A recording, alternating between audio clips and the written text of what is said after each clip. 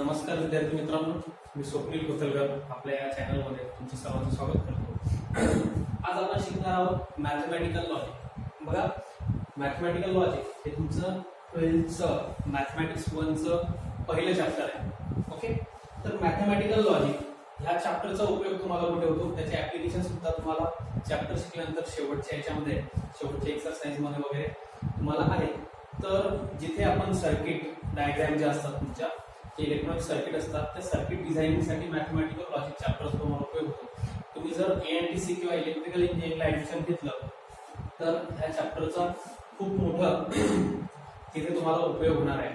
तर चला आपण शिकूया मॅथमॅटिकल लॉजिक. तुमच्या बुकमध्ये जे इंट्रोडक्शन तुम्हाला दिलेलं आहे, जे बुकमध्ये इंट्रोडक्शन दिलेलं आहे त्याच्यात तुम्हाला सांगितलेलं आहे की लॉजिक हा शब्द कुठून आला, तर ग्रीक जो वर्ड आहे लोगोस, ग्रीक जो वर्ड आहे तुमचा लोगोस, त्याचा मिनिंग होतो रिझनिंग, आणि त्या वर्ड पासून तुमचं लॉजिक हा वर्ड तयार झालेला आहे. मॅथमॅटिकल लॉजिक म्हणजे काय, तर तुमचं रिझनिंग आपण त्याला म्हणू शकतो. ओके, तर बघा याच्यामध्ये आपल्याला सर्वात महत्वाचं म्हणजे शिकायचं स्टेटमेंट. आणि हे स्टेटमेंट म्हणजे काय, तर तुम्ही जे काही आतापर्यंत शिकलेलं आहे ग्रामरमध्ये, तुमच्या इंग्लिश ग्रामरमध्ये टाइप ऑफ सेंटेन्स, त्याच्यामध्ये तुम्ही असर्टिव्ह स्टेटमेंट, असर्टिव्ह सेंटेन्स किंवा डिक्लेरेटिव्ह किंवा स्टेटमेंटच आपण त्याला म्हणतो, ते तुम्ही शिकलेला आहात. ओके, लक्षात घ्या. तर ते स्टेटमेंट आपल्याला इथे उपयोगात पडणार आहे. तर ते स्टेटमेंट म्हणजे काय, स्टेटमेंटची डेफिनेशन काय असते तुमच्या, तर ते स्टेटमेंट काय असतं, तर तुम्हाला एक इन्फॉर्मेशन देणारं एक सेंटेन्स असतं. इन्फॉर्मेटिव्ह तुमचं एक सेंटेन्स असतं, ते त्याला आपण स्टेटमेंट असं म्हणतो. तुमचं जे बुक आहे त्याच्यामध्ये काय लिहिलंय बघा, a statement is a declarative or assertive sentence which is either true or false. तुमचं स्टेटमेंट म्हणजे काय, तर असर्टिव्ह किंवा डिक्लेरेटिव्ह सेंटेन्स असतं, ते एकतर ट्रू असू शकतं किंवा फॉल्स ते असू शकतं. ओके, चला तर मग पुढे बघूया. Statements are denoted by P, Q and R. मग ह्या स्टेटमेंटला आपण काय म्हणू शकतो, assertive or declarative sentence. Okay, थोडा ग्रामरचा भाग आहे.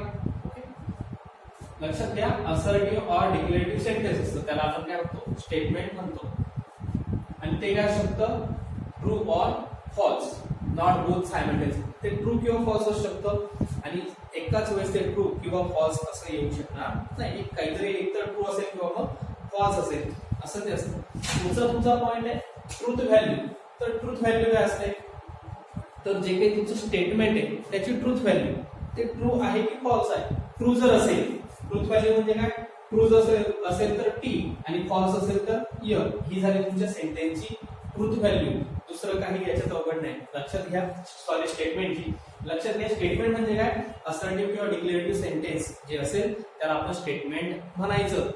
पुढे तुमच्या बुक मध्ये दिलेलं आहे, इंटरोगेटिव्ह असेल, रिक्वेस्ट असेल, तुमची कमांड असेल, बरोबर आहे, किंवा एक्सक्लेमेशन असेल, तर त्याला आपण स्टेटमेंट म्हणत नाही. ओके, ते फक्त तुमचं असर्टिव्ह आणि डिक्लेरेटिव्ह सेंटेन्स असेल तर त्याला स्टेटमेंट म्हणायचं, नाही तर ते स्टेटमेंट नसतं. ते तुम्हाला पुढे येणार, तुम्हाला एक्सप्लेन करतो की काय असेल ते. हे तुमच्या लक्षात आलं, स्टेटमेंट म्हणजे काय आणि ट्रूथ व्हॅल्यू म्हणजे काय. स्टेटमेंट म्हणजे काय, तुमचं डिक्लेरेटिव्ह किंवा असर्टिव्ह जे काही सेंटेन्स असेल त्याला म्हणायचं आपण स्टेटमेंट, आणि त्याची ट्रूथ व्हॅल्यू म्हणजे ते ट्रू आहे की फॉल्स आहे, हे झाले तुमची ट्रूथ व्हॅल्यू. त्याच्यानंतर तुम्हाला बुक मध्ये काही एक्झाम्पल दिलेले आहेत. बघा, तुमच्या बुक मध्ये जे एक्झाम्पल तुम्हाला दिलेले आहेत, सन राईज इन द ईस्ट. काय म्हटलंय, सन राईज इन द ईस्ट. आता हे काय, हे तुम्हाला सेंटेन्स दिले, हे काय स्टेटमेंट आहे, सन राईज इन द ईस्ट, पूर्वेला उगवतो. याची ट्रूथ व्हॅल्यू काय झाली, ट्रू. ही स्टेटमेंट आहे. ओके, आता तात्पुरतं फक्त तुम्हाला दिलेलं आहे त्यांनी एक्झाम्पल म्हणून.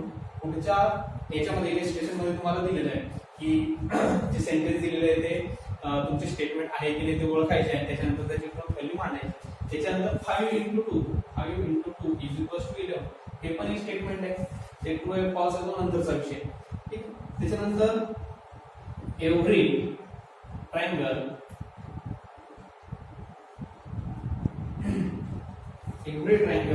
has 3 sides. Every triangle has 3 sides. हे पण काय झालं तुमचं सेंटेन्स आहे, सॉरी स्टेटमेंट आहे. लक्षात ठेवा हे असर्टिव्ह सेंटेन्स आहे, त्याच्यामुळे याला काय म्हणतात आपण स्टेटमेंट असं म्हणतात. त्याच्यानंतर तुमच्या बुक मध्ये पुढचं दिलंय Mumbai is the capital of Maharashtra, statement आहे. नंतर every equilateral triangle is an equiangular triangle, प्रत्येक जो इक्विलॅटरल ट्रायंगल असतो तो इक्विअँग्युलर सुद्धा असतो, हे पण काय तुमचं सेंटेन्स आहे. Natural number is an integer, हे पण सेंटेन्स आहे. ते ट्रू आहे की फॉल्स तो नंतरचा विषय. ओके, मग सुरुवातीला आपल्याला शिकायचंय स्टेटमेंट म्हणजे काय. स्टेटमेंट म्हणजे काय लक्षात आलं, असर्टिव्ह सेंटेन्स ज्याच्या शेवटी फुल स्टॉप असेल आणि त्या सेंटेन्स मधून आपल्याला काहीतरी इन्फॉर्मेशन मिळत असेल त्याला म्हणायचं असर्टिव्ह सेंटेन्स. नंतर पुढे तुमच्या बुक मध्ये तुम्हाला दिलंय following sentences are not statements. Following sentences कोणकोणते सांगितले त्यांनी, प्लीज गिव्ह युअर पेन. बघा आता हे तुमचे काय सगळे स्टेटमेंट आहेत. आता स्टेटमेंट कोणकोणते नसतात. ओके, कोणाला स्टेटमेंट म्हणायचं नाही. स्टेटमेंट कोणाला म्हणायचं आहे कळालं की असर्टिव्ह सेंटेन्स असतं. ओके, त्याला म्हणायचं स्टेटमेंट. ओके, नंतर पुढचे काय म्हटलंय, please give your pen. Okay, हे काय रिक्वेस्ट आहे. त्याच्यानंतर पुढे म्हटलंय what is your name, what is your name, interrogative question विचारलेला आहे. ओके, हे पण काय तुमचं स्टेटमेंट नाहीये. त्याच्यानंतर पुढचं एक्झाम्पल दिलंय what a beautiful place it is, म्हणजे पुढे काय म्हटलंय एक्सप्लेनेशन दिलेलं आहे. पुढे हाऊ आर यू क्वेश्चन विचारला, इंटरोगेटिव्ह आहे. त्याच्यानंतर do you like to play tennis question विचारलेला आहे, do you like to play tennis. Open the window order दिलेली आहे.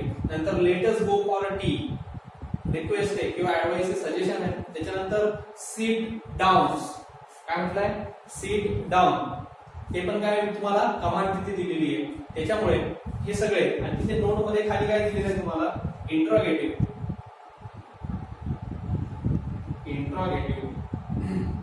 एक्सक्लामेटरी, कमांड, त्याच्यानंतर ऑर्डर, त्याच्यानंतर रिक्वेस्ट, त्याच्यानंतर सजेशन्स आर नॉट स्टेटमेंट्स. बघा सुरुवातीला मी तुम्हाला सांगितलं स्टेटमेंट म्हणजे कशाला म्हणायचं, असर्टिव्ह आणि डिक्लेरेटिव्ह असतं त्याला म्हणायचं स्टेटमेंट. परंतु स्टेटमेंट कोणाला म्हणायचं नाही, तर जे इंट्रोगेटिव्ह असतील, ऑर्डर असेल, रिक्वेस्ट असेल, कमांड असेल, ओके, एक्सप्लेनेशन असेल, सजेशन असेल त्या सेंटेन्स मध्ये, तर त्याला आपण स्टेटमेंट म्हणणार नाही. आर नॉट अ स्टेटमेंट्स, हे तुम्ही तेवढं लक्षात ठेवायचं आहे. तुमच्या बुक मध्ये तुम्हाला दिलेलं आहे.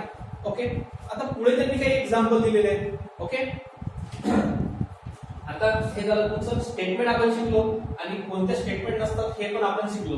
आता पुढचा जो पॉइंट आहे तुमचा तो आहे ओपन सेंटेन्स. पुढचा जो पॉइंट आहे त्याला म्हणतो आपण ओपन सेंटेन्स.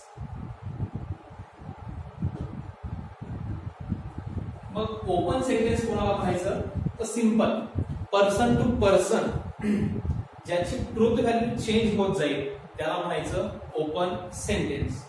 ओके, त्याला म्हणायचं ओपन सेंटेन्स. आता मी जर म्हटलं ही इज ऑनेस्ट, ओके, तो माझ्यासाठी ऑनेस्ट आहे. ओके, मला तो वाटतो प्रामाणिक आहे, पण तुम्हाला पण प्रामाणिक आहे असं वाटेलच याची काही शक्यता नाहीये. त्याच्यामुळे ट्रूथ व्हॅल्यू जी आहे त्याची ती काय झाली, पर्सन टू पर्सन चेंज झाली. पर्सन टू पर्सन काय झाली, चेंज झाली. ही इज स्ट्रॉंग, मला वाटतं की तो स्ट्रॉंग आहे पण तुम्हाला नाही वाटत आहे, मग त्याची ट्रूथ व्हॅल्यू काय झाली तुमची, तुमच्यासाठी माझ्यासाठी ट्रूथ व्हॅल्यू काय झाली, पर्सन टू पर्सन ती डिफरन्स झाली, चेंज झाली. त्याच्यामुळे हे सगळं येतं तुमचं ओपन सेंटेन्स मध्ये. आता आपण बघू ओपन सेंटेन्स. बघा एक्झाम्पल बघा, 3x/2 - 9 = 0. ओके, त्याच्यानंतर हे झालं पहिलं. नंतर सेकंड तुमच्या बुक मध्ये दिलेले आहे ही इज अ टॉल. त्याच्यानंतर थर्ड नंबर तुमच्या बुक मध्ये दिलेला आहे mathematics is an interesting subject. Maths is an interesting subject.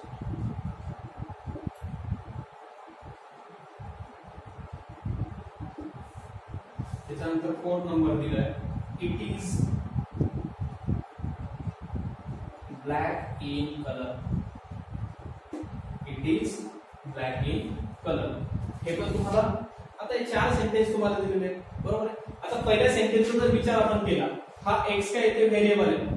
Okay, याला जर आपण सॉल्व्ह केलं, ओके, एक्स व्हेरिएबल आहे. व्हेरिएबल म्हणजे काय, ज्याची व्हॅल्यू व्हॅरी होत जाते तो व्हेरिएबल.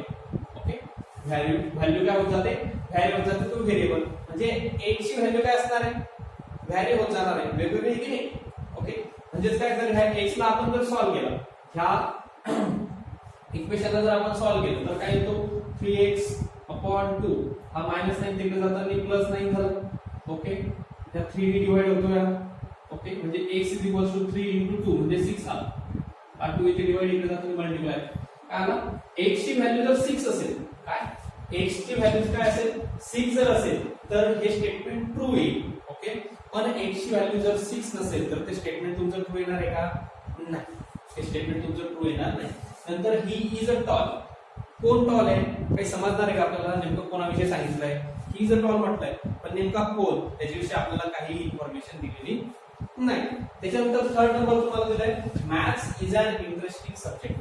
काय म्हटलंय, maths is an interesting subject. Maths subject कसा आहे, इंटरेस्टिंग आहे, परंतु तो कोणासाठी इंटरेस्टिंग आहे, मला मॅथ्स आवडतो, मला इंटरेस्टिंग वाटतो. ओके, माझ्यासाठी, तुमच्यासाठी. पण ज्या लोकांना मॅथ्स आवडत नाही त्यांच्यासाठी काय, या स्टेटमेंटची ट्रूथ व्हॅल्यू फॉल्स आहे, आपल्यासाठी ट्रू आहे. ज्यांना आवडतो मॅथ्स, इंटरेस्टिंग वाटतो, त्यांच्यासाठी याची ट्रूथ व्हॅल्यू काय, ट्रू. ज्यांना आवडत नाही त्याच्यासाठी फॉल्स.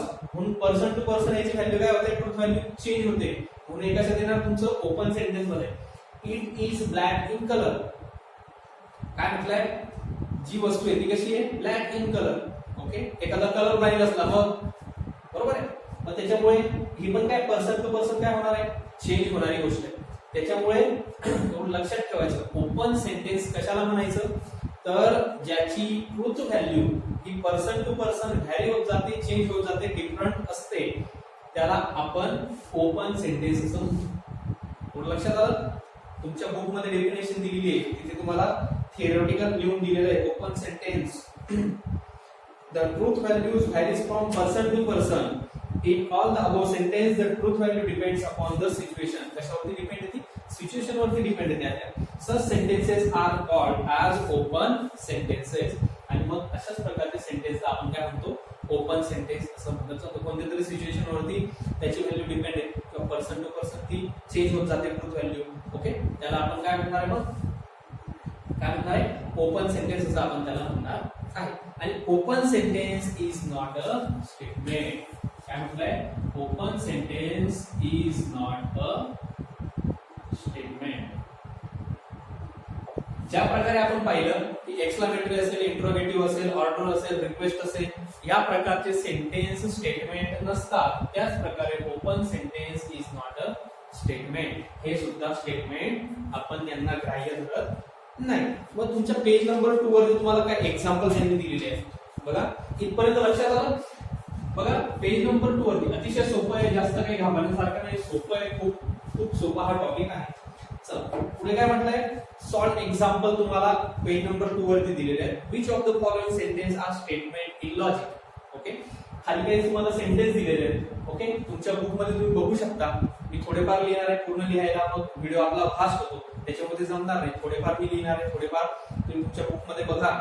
बुक तुम्ही फक्त डाउनलोड करून चालणार नाही, तुमच्याकडे कॉम्प्युटर असेल, प्रिंटर असेल तर त्याच्या प्रिंट तुम्ही काढा.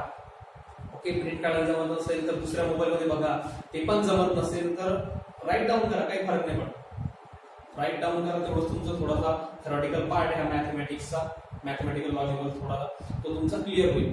काही हरकत नाही, लिहून काढा सरळ सरळ आणि नोटबुक करा. ओके, नाही तर मग सर ऑनलाईन घेता जाऊ दे, व्हिडिओ लिहत चला, नोट्स जेवढा लिहून काढता येईल तेवढं काढत चला.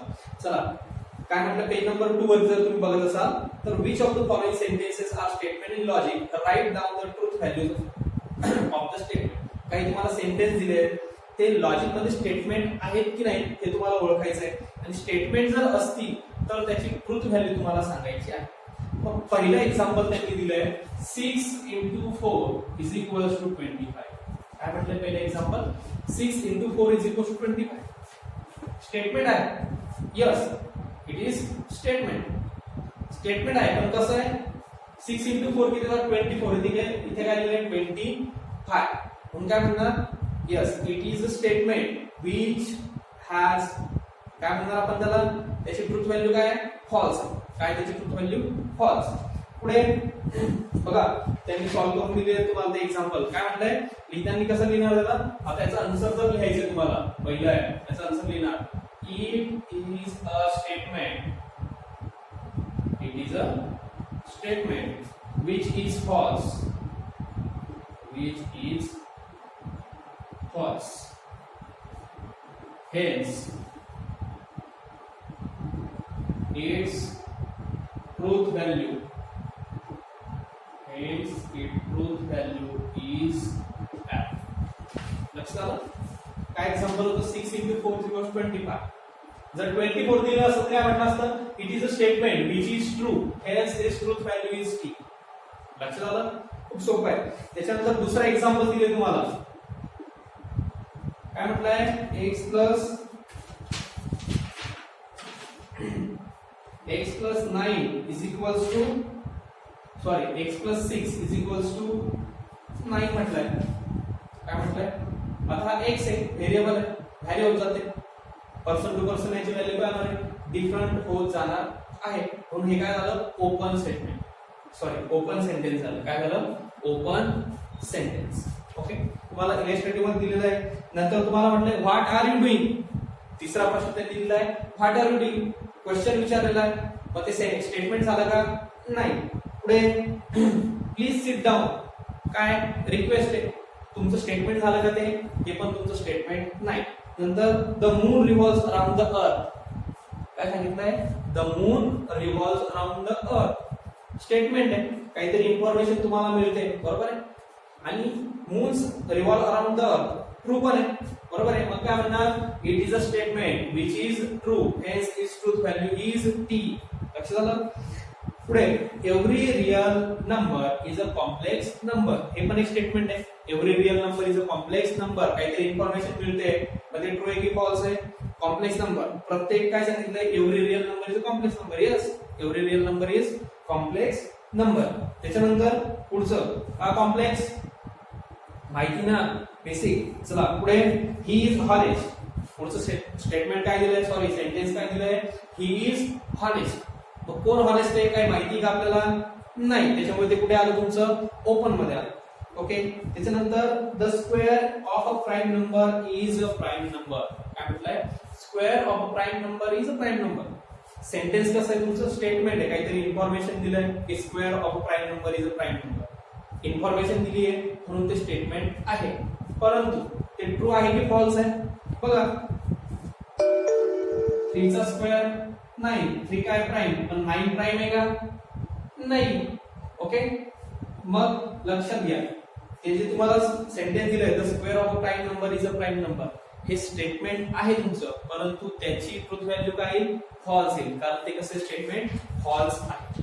लक्षात घ्या, सोपा टॉपिक आहे. त्याच्यानंतर पुढे तुम्हाला आता हे झालं तुमचं स्टेटमेंट कसं असतं ओळखायचं, त्याची ट्रूथ व्हॅल्यू काय ती ओळखायची, इथपर्यंत झालं. आता पुढचा जो आहे आपला तो आहे लॉजिकल कनेक्टिव्स. पुढचा टॉपिक आहे तुमचा तो आहे लॉजिकल कनेक्टिव्स.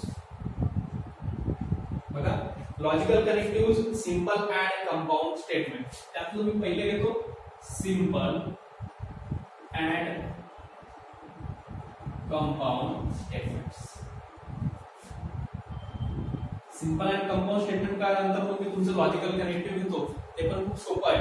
ओके, आता सिंपल अँड कंपाऊंड स्टेटमेंट म्हणजे सिंपल स्टेटमेंट तुम्हाला माहिती आहे जे सिंपल असतात ते. बघा, सिंपल सोपं एक्झाम्पल घेतो, सचिन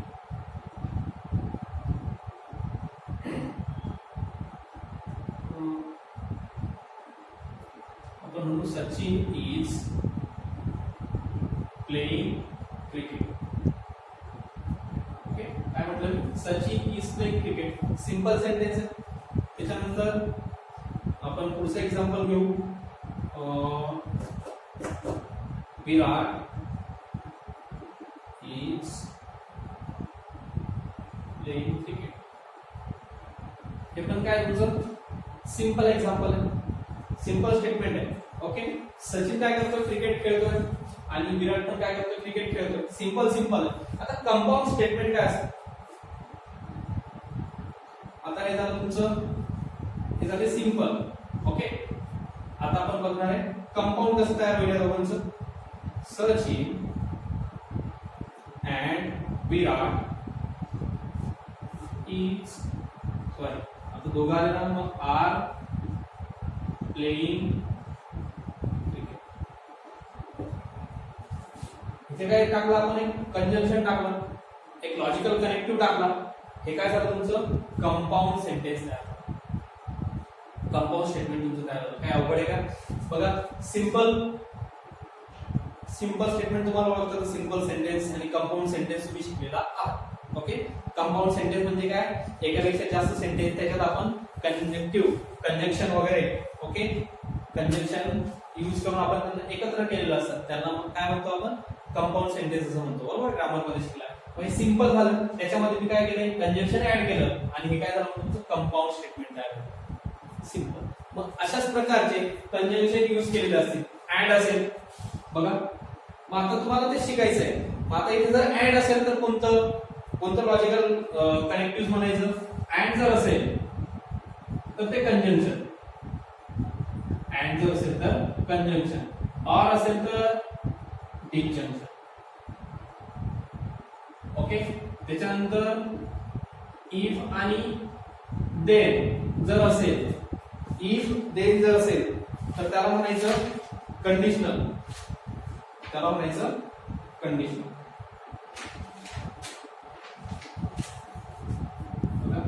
त्याला म्हणायचं कंडिशन. आणि इफ अँड ओनली इफ जर असेल तर त्याला म्हणायचं बाय कंडिशन. सिंपल बघा. सिंपल स्टेटमेंट का आलं कंपाऊंड का आलं. आता कंपाऊंड स्टेटमेंटचे जे प्रकार आहेत जे त्याच्यामध्ये आपण कंजंक्शन सॉरी जे काही लॉजिकल कनेक्टिव्ह वापरले ते लॉजिकल कनेक्टिव्ह चार प्रकारचे कंजंक्शन डिस्जंक्शन कंडिशनल आणि बाय कंडिशनल आणि एक असतं तुमचं निगेशन. ओके ते मी सांगतो तुम्हाला. ज्या कंपाऊंड स्टेटमेंट मध्ये ऍड वापरला असेल ते तुमचं कंजंक्शन मध्ये ज्याच्यामध्ये ऑर वापरला असेल तो डिस्जंक्शन मध्ये. इफ देन वापरला असेल तर कंडिशनल आणि इफ अँड ओनली इफ वापरला असेल तर बाय कंडिशनल. एवढं सोपं तुम्हाला लक्षात ठेवायचं. लक्षात आलं बघा. आपण बघणार आहे ते आता तुम्हाला सिंपल आणि कंपाऊंड लक्षात आलं. आता आपण एक एक लॉजिकल कनेक्टिव्ह बघू. लॉजिकल कनेक्टिव्ह मधला पहिला जो कनेक्टिव्ह आहे तो आहे तुमचा कंजंक्शन. पहिला कनेक्टिव्ह आहे कंजंक्शन. काय सांगितलं कंजंक्शन मध्ये काय वापरलेलं असेल अँड वापरलेला असेल. लक्षात ठेवायचं काय वापरलं असेल कंपाऊंड सेंटेन्स मध्ये कंपाऊंड स्टेटमेंट मध्ये तुमच्या अँडचा वापर झालेला असेल तर म्हणजे एक स्टेटमेंट आहे तुमचं पी आणि दुसरं आहे क्यू. म्हणजे कसं असेल होते पी अँड क्यू.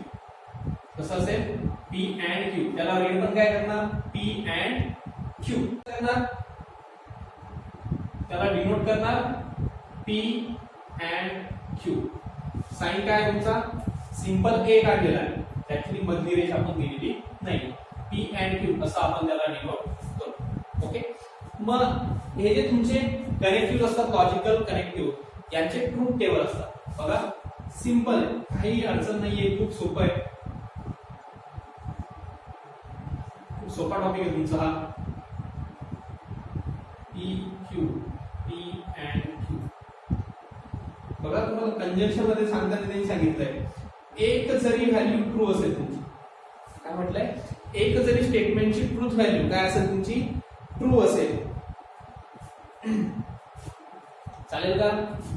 बघा लक्षात घ्या कंजंक्शन म्हणजे काय. आता मी वाक्य लिहिलं होतं Sachin and Virat is playing cricket.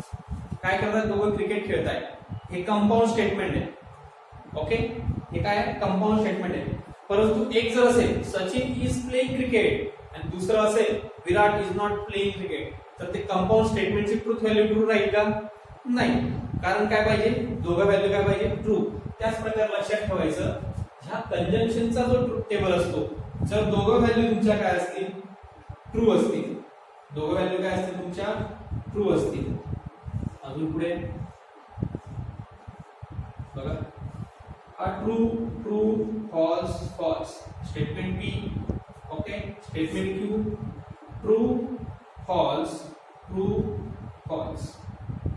अशा आता दोघं व्हॅल्यू ऍड वापरलाय की नाही, ऍड वापरलाय, दोघं पी आणि क्यू स्टेटमेंट जर ट्रू असेल तर हे ट्रू, त्यातला एक जरी फॉल्स असेल तरी तुमचं कंपाऊंड स्टेटमेंट काय येणार आहे, फॉल्स येणार आहे. इथे पण एक फॉल्स आहे म्हणून फॉल्स, इथे दोन्ही फॉल्स आहे तर विशेष नाही, फॉल्स येणार. लक्षात आलं का?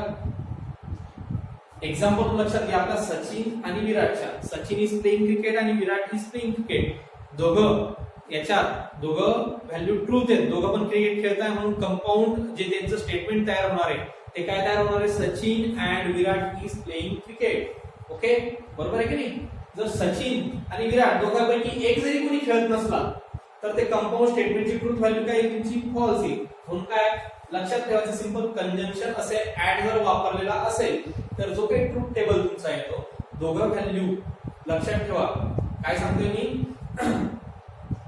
जो काही ट्रूथ टेबल येणार आहे त्याच्यामध्ये जर दोघं व्हॅल्यू तुमच्या ट्रू असतील तरच तुमचं कंपाऊंड जे येणार आहे पी अँड क्यू चं ते ट्रू येणार आहे, अदरवाइज ते येणार तुमचं फॉल्स. लक्षात आलं? हे झालं तुमचं कंजंक्शनचं. आता आपण पुढचं शिकणार आहे डिसजंक्शन. डिसजंक्शन मध्ये काय वापरलेलं आहे, ऑर. काय वापरलं आहे, ऑर वापरलेला आहे. बघा आता इकडे डिसजंक्शन घेऊ,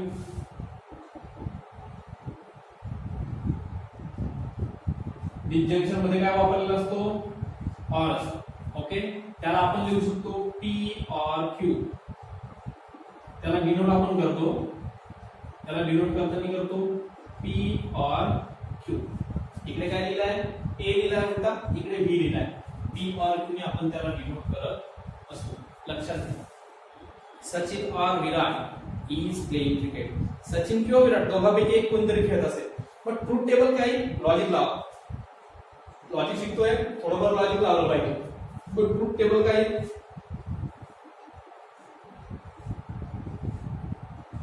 हा तुमचा पी क्यू, पी और क्यू, विचार करा चला, हा तुमचा true true, false false, true false, true false. Okay, Virat किंवा सचिन दोघांपैकी कोणतरी खेळत आहे, दोघांपैकी कोणतरी खेळत आहे की नाही.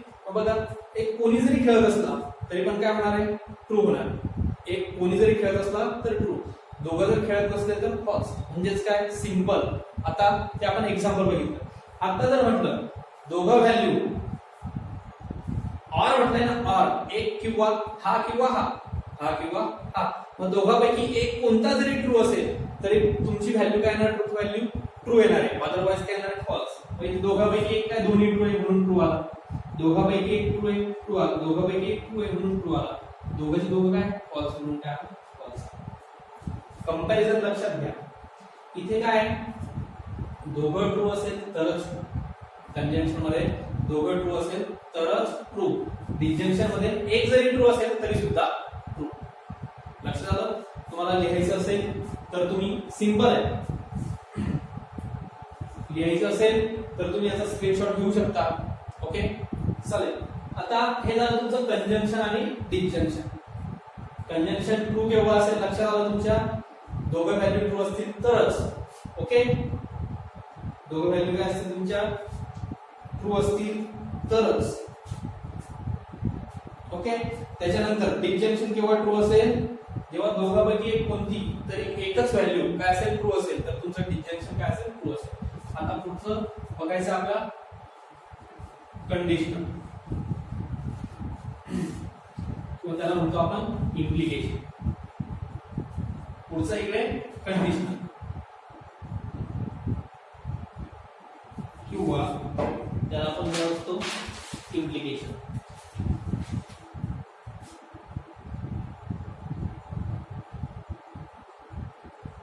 ओके, कंडिशनल मध्ये काय वापरलं असतं, इफ अँड देन. म्हणजे कसं, इफ पी देन क्यू, जर हे असेल तर मग ते असेल, जर तर तिथे वापरलेलं आहे. बरोबर आहे, म्हणजे काय, डिपेंड आहे, जी क्यूची जी व्हॅल्यू असणार आहे. बघा, आता जर मी लिहिलं त्याला डिनोट आपण कसं करतो, पी इम्प्लाइज क्यू, वाचताना म्हणतो पी इम्प्लाइज क्यू. ओके, लक्षात घ्या, इफ पी देन क्यू. जर असं असेल बघा तुमच्यामध्ये मित्रामध्ये असतं की नाही, आता तू जाशील तर मी पण येईल, जर तर तुम्ही वापरतात ना त्या प्रकारे. म्हणजे हा जो क्यू असतो तो कोणावरती डिपेंड आहे, पी वरती. कोणावरती इम्प्लाइज होतोय, हा पी कोणावरती इम्प्लाइज होतोय, क्यू वरती इम्प्लाइज होतोय. मग याच्यावर तुम्ही ट्रूथ टेबलचा अंदाज लावू शकता. ट्रूथ टेबल काय असेल याच्यात बघा तुमच्या बुक मध्ये दिलंय, the conditional statement P implies Q is false. बघा लक्षात घ्या, कंपाऊंड स्टेटमेंट मध्ये इफ देन जर आलेलं असेल तर त्याला म्हणायचं कंडिशनल. काय म्हणायचं? कंडिशनल म्हणायचं किंवा इम्प्लिकेशन. त्याला कसं डिनोट करतो आपण? हा ऍरो दाखवा इथे किंवा मग डबल याचा दाखवला तरी सुद्धा चालतो. ओके, हा झाला पी इम्प्लाइज क्यू. त्याला रीड काय करतो? P implies Q. ओके, किंवा इफ पी देन क्यू असं पण रीड केलं तरी सुद्धा चालेल. मग जो ट्रूथ टेबल असणार आहे त्याचा P Q, P implies Q, true, true, false, false, true, false, true, false. लक्षात घ्यायचं नेहमी Q ची जी फंक्शन येणार आहे तुमचा जो लास्टचा जो तुमचा स्टेटमेंट असणार आहे ते कसं आलं पाहिजे? True false true false. त्याच्या इकडे जो असेल तो ट्रू ट्रू फॉल्स फॉल्स. जर अजून एक असता इकडे तर तो 4 वेळेस ट्रू आणि मग 4 वेळेस फॉल्स असा आला असता. लक्षात घ्या. चल मग पी इम्प्लाइज क्यू चा ट्रूथ टेबल काय येणार आहे बघा. If P then Q, if Sachin plays then Virat plays. बरोबर आहे. तो बघा काय म्हटलं त्यांनी, the conditional statement P implies Q is a false only if P is a true and Q is a false. जर पहिली स्टेटमेंट ट्रू असेल आणि दुसरी स्टेटमेंट तुमची फॉल्स असेल तर तुमचं कंडिशनलचा जो ट्रूथ टेबल तो काय येतो? फॉल्स येतो. अदरवाइज तो येतो तुमचा ट्रू. काय म्हटलंय? पहिला काय असेल? ट्रू आणि दुसरा असेल फॉल्स. पहिला काय? ट्रू आणि दुसरा काय? फॉल्स. म्हणून हा काय येणार तुमचा? फॉल्स येणार आहे. बाकी सगळं काय येणार आहे? ट्रू येणार आहे. बरोबर आहे. सचिन क्रिकेट खेळतोय पण विराट खेळत नाहीये. बरोबर आहे. म्हणून काय झालं? फॉल्स. ओके, सचिन खेळतोय विराट खेळतोय म्हणून ट्रू. इकडे काय बघा, सचिन खेळत नाहीये विराट खेळतोय. ओके, का तर काय म्हटलं? P implies Q. हा क्यू कोणावरती डिपेंड आहे? पी वरती डिपेंड आहे. त्याच्यामुळे नेहमी लक्षात ठेवायचं पहिलं स्टेटमेंट ट्रू असेल आणि दुसरं स्टेटमेंट तुमचं फॉल्स असेल तर काय येणार आहे? ट्रूथ व्हॅल्यू तुमची ट्रूथ टेबलची व्हॅल्यू काय येणार आहे? फॉल्स येणार आहे. अदरवाइज काय येणार? तुमची ती व्हॅल्यू ट्रू येणार आहे. हे झालं तुमचं कंडिशनल. आता पुढचं आहे बाय कंडिशनल. पुढचं आहे बाय कंडिशनल. त्याला म्हणतो आपण डबल इम्प्लिकेशन. त्याला म्हणतो डबल इम्प्लिकेशन.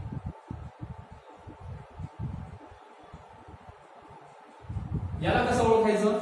ज्या कंपाऊंड स्टेटमेंट मध्ये काय आलं असेल? इफ अँड ओनली इफ आलेलं असेल. ज्या कंपाऊंड स्टेटमेंट मध्ये काय आलं असेल? इफ अँड ओनली इफ आलेलं असेल तर ते असतं बाय कंडिशनल. म्हणजे कंडिशन दोघा बाजूने काय होत आहे त्याची अप्लाय होत आहे. ओके, त्याला डिनोट कसं करतो मग आपण? P double implies Q. Okay, बघा त्याला रीड कसं करायचं? It is read as P biconditional Q or if or P if and only if Q. काय म्हणायचं बघा? काय वाचायला सांगितलंय? पी लिहितो P biconditional Q, P biconditional Q or किंवा मग काय वाचू शकतो अजून दुसरं? If P P if and only if Q. याला वाचताना लिहू शकतो आपण पी बाय कंडिशनल क्यू किंवा मग P if and only if Q. P असेल तर आणि तरच काय असणार तुमचा? क्यू असणार आहे. पी असेल तर आणि तरच क्यू. म्हणजे याच्यावर तुम्हाला ट्रूथ टेबलचं कंडिशन समजू शकते तुम्ही, त्याचा इमॅजिन करू शकता, लॉजिक लावू शकता. पी असेल तर आणि तरच क्यू, म्हणजे पी जर ट्रू असेल तर आणि तर क्यू पण ट्रू असेल. बघा आपण ट्रूथ टेबल जर काढायचं म्हटलं, ट्रूथ टेबल याचा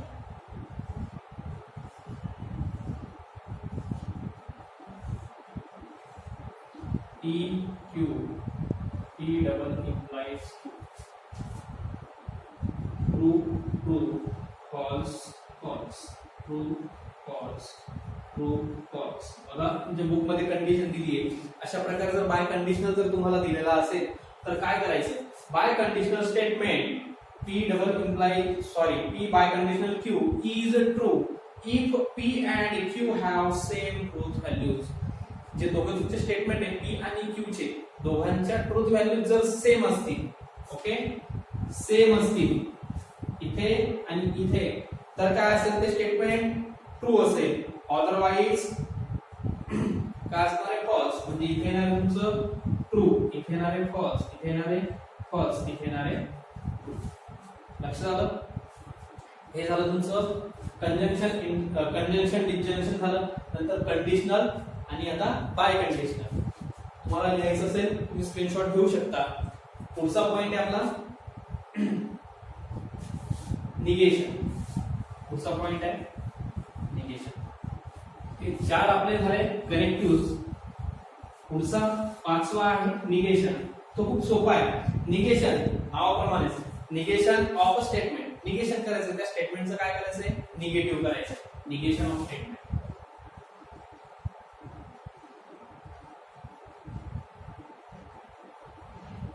मग निगेशन म्हणजे काय, त्याला निगेटिव्ह करायचंय. मग सिंपल त्याला आपण डिनोट करतो.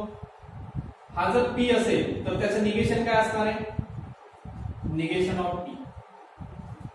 लक्षात घ्या, जर पी असेल तर त्याचं निगेशन काय असणार आहे, निगेशन ऑफ पी. त्याला आपण असणार.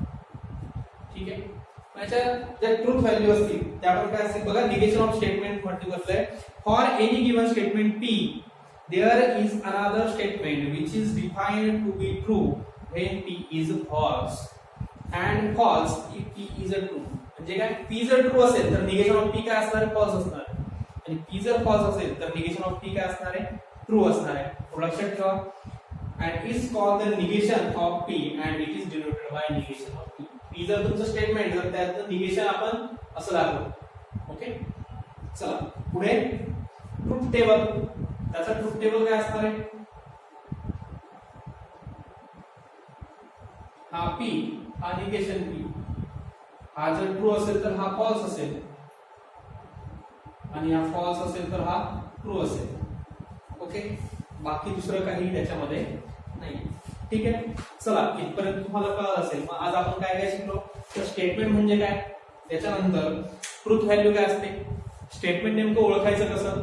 ओके, कोणते सेंटेन्स तुमचे स्टेटमेंट नसतात, ओपन सेंटेन्स कोणते असतात. ओके, पर्सन टू पर्सन ज्याचे व्हॅल्यू व्हॅरीज होत जातात, ट्रूथ व्हॅल्यू जी असते ती चेंज होत जाते, त्याला म्हणतो आपण ओपन सेंटेन्स. ओके, त्याच्यानंतर आपण कंजंक्शन म्हणजे तुमचे लॉजिकल कनेक्टिव्ह मध्ये conjunction, disjunction, conditional, biconditional हे पण शिकलो.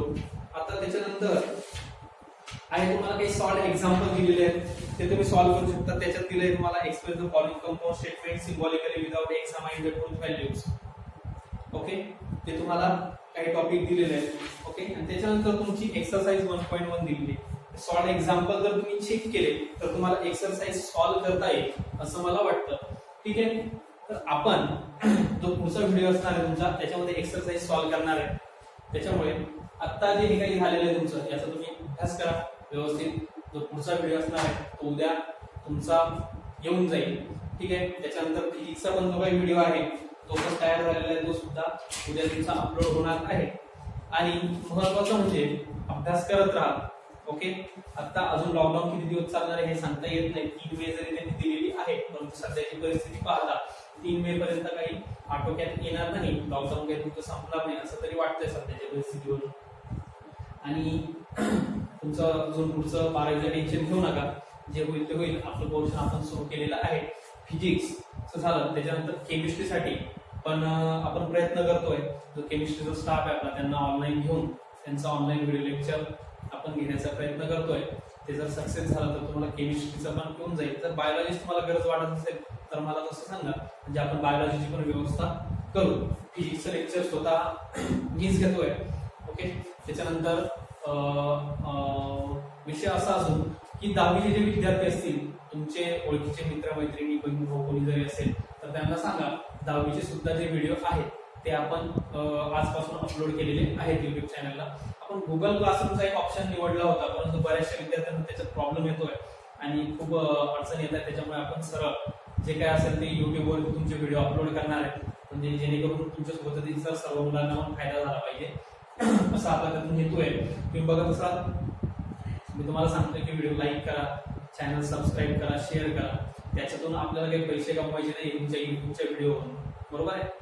आपण ते काही तुम्ही बघितलं असेल, आपल्या व्हिडिओला जाहिरात येत नाही कारण आपण त्याला मॉनिटायझेशन केलेलं नाहीये.